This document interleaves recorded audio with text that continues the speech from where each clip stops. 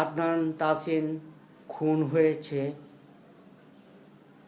সড়কে নির্মমভাবে খুন হয়েছে, কারণ তার পরায় ছিল শিক্ষার্থীর পোশাক।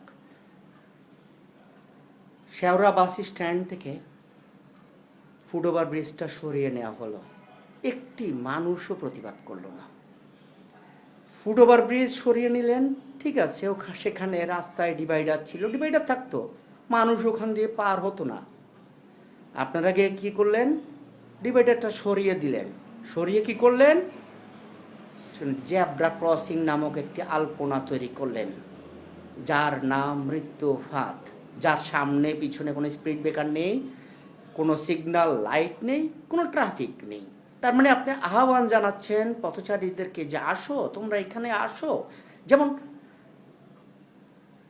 যেমন একটা ক্ষুধার্ত বাঘের সামনে মানুষকে হাজির করা, সেখানে যদি আপনারা জেব্রা ক্রসিংটা না করতেন, মানুষ সেখানে যাতায়াত করতো না। কিন্তু আপনারা সেখানে একটা জেব্রা ক্রসিং নামক আলপনা তৈরি করে মৃত্যুফাত তৈরি করলেন। পথচারীদেরকে সচেতন করছেন যে পথচারীরা জেব্রা ক্রসিং দিয়ে চলাচল করলে সড়কে হত্যা বন্ধ হবে। কিন্তু ঘাতকরা কি জানে জেব্রা ক্রসিং কি? জানে না।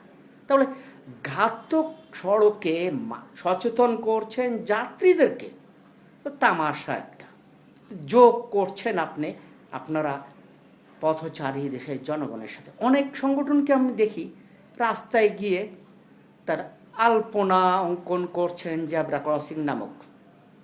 মানুষকে সচেতন করার জন্য হ্যান্ড মাইক নিয়ে রাস্তায় নেমে জনগণকে বলছেন, ভাই আপনারা জেব্রা ক্রসিং দিয়ে পার হন।